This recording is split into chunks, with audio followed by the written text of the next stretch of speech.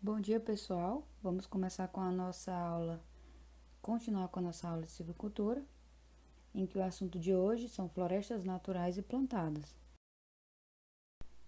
Bom, pessoal, a gente já viu que o Brasil ele tem uma grande vocação nessa parte da silvicultura e a floresta é importante patrimônio natural do Brasil. A silvicultura ela está subdividida, né? Ela está dividida em silvicultura clássica e silvicultura moderna. A clássica, ela opera quase exclusivamente com as florestas naturais, e os seus limites são determinados pela necessidade de não ameaçar a estabilidade natural, condicionada pelo ecossistema. Então, a silvicultura clássica é aquela que a gente já vê das árvores naturais, aquelas que já existem no Brasil, que não são plantadas, no caso, né? Já a silvicultura moderna, ela opera quase que exclusivamente com as florestas plantadas no meio artificial, que são aquelas que a gente já planta e vem de fora, as exóticas, como pinos e eucalipto, que são culturas bem plantadas aqui no Brasil. Se vocês clicarem nesse link aqui, vocês podem observar que um painel interativo, as florestas plantadas segundo o IBGE, do Sistema Nacional de Informações Florestais, SNIF. Então, a gente pode observar aqui as áreas de floresta plantada e a distribuição por estado. Nesse slide está mostrando aqui a cadeia produtiva do setor florestal, em que eles produzem nessa cadeia florestal tanto produtos madeireiros como produtos não madeireiros. Em relação aos produtos madeireiros, temos aqui a lenha, que ela é utilizada através da sua queima direta ou pela sua combustão, gerando carvão. Aí temos também o carvão vegetal, que ela é a produção do carvão, é a parte da biomassa proveniente da madeira, que proporciona que a lenha seja a quarta fonte primária de energia mais utilizada da matriz energética brasileira.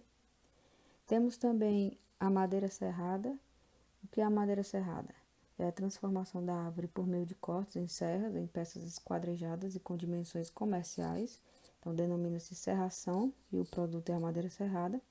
É uma tendência mundial atual, que é a produção de madeira serrada a partir dessas florestas plantadas ou regeneradas que a gente está estudando.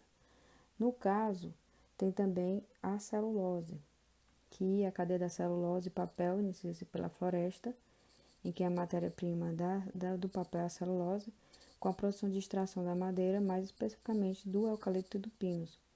E cada tipo de madeira resulta em produtos com características distintas, como a celulose de fibra longa, derivada do pinus, e a celulose de fibra curta, do eucalipto. Temos também os produtos de madeira sólida e os produtos de madeira processada e, por final, os produtos não madeireiros, que a gente já estudou nas aulas passadas, né? No caso aqui, tem a indústria química e a indústria farmacêutica. Podemos dar um exemplo do óleo essencial, que ele pode ser usado na agricultura como antifúngico, então é como se fosse um defensivo. Temos também produto não madeireiro para a indústria automobilística, no caso aqui a seringueira, que extrai o látex, que é um líquido branco com o qual é possível produzir borracha natural, que vai produzir então o pneu. E a indústria alimentícia, que a gente já viu nas aulas anteriores, né? Que tem o buriti, o açaí, entre outros produtos alimentícios. Quais são os serviços que as florestas elas podem dar à população, né? São socioeconômicos, serviços socioeconômicos, no caso, fornecimento de produtos, lazer e turismo, emprego e fixação do homem no campo. No caso, fornecimento de produtos são aqueles, né?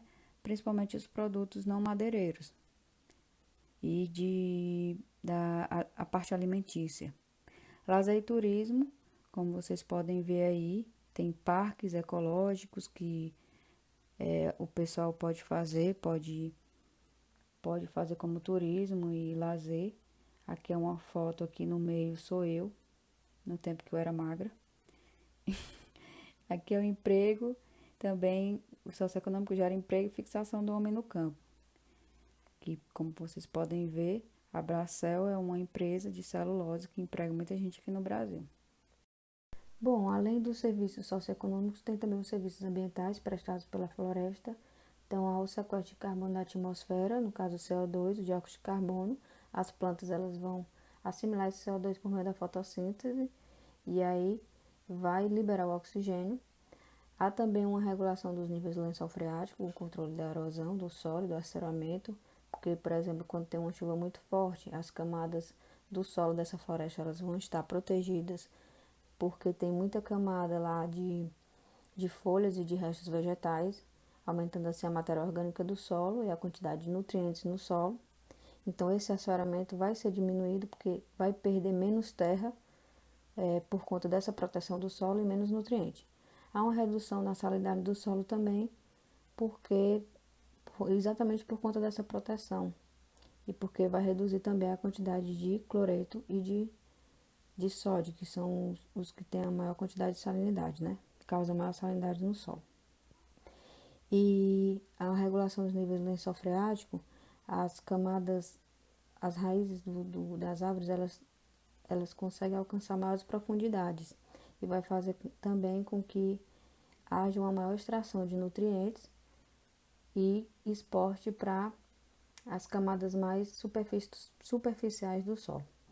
Então a planta também ela vai conseguir transpirar bastante por conta desse ambiente e há uma manutenção da qualidade da água, a manutenção dos habitats aquáticos, exatamente por conta dessa diversidade biológica cultural. Então ela vai transpirar e, no caso, o que é a transpiração? É a perda de vapor d'água para a atmosfera, vai reduzir a temperatura, porque vai estar fazendo com que haja um microclima com a redução dessa temperatura por meio também do sombreamento, porque as folhas, o dossel, eles vão tocar um ao outro e vai haver sombreamento e uma sensação térmica melhor dentro da floresta. Então, vai reduzir a temperatura, vai haver essa transpiração, o vapor d'água vai para a atmosfera e aí esse vapor d'água vai para as nuvens e vai voltar em forma de chuva. Então, esses são os serviços ambientais prestados pela floresta. Vamos falar sobre alguns termos aqui na silvicultura, no caso, florestamento e reflorestamento. O florestamento, gente, é uma conversão induzida diretamente pelo homem de terra que não foi florestada por período de pelo menos 50 anos em terra florestada. Então, eu tenho um solo, tenho uma propriedade que eu planto milho, feijão, soja.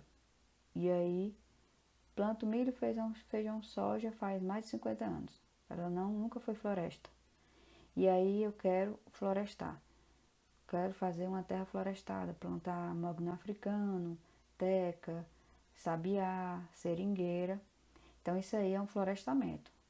É uma conversão induzida de uma área que não era floresta para uma área que vai ser floresta. Já o reflorestamento é uma conversão induzida pelo homem de área não florestada em área florestada, só que, no caso, são em áreas que já foram florestadas. Não sei se deu para entender. Um exemplo. Eu tenho uma área que era florestada e ocorreu um incêndio. E aí, no caso, eu vou fazer o reflorestamento. Então, ela já foi floresta, porque ela não é mais floresta porque aconteceu um incêndio. No caso, pode ser também um desmatamento. Eu tenho uma floresta aqui na Amazônia, aí teve um desmatamento, mas aí eu quero florestar, reflorestamento, né? Fazer o reflorestamento. E aí eu planto culturas, espécies, no caso, arbóreas. Então é isso, pessoal, a diferença.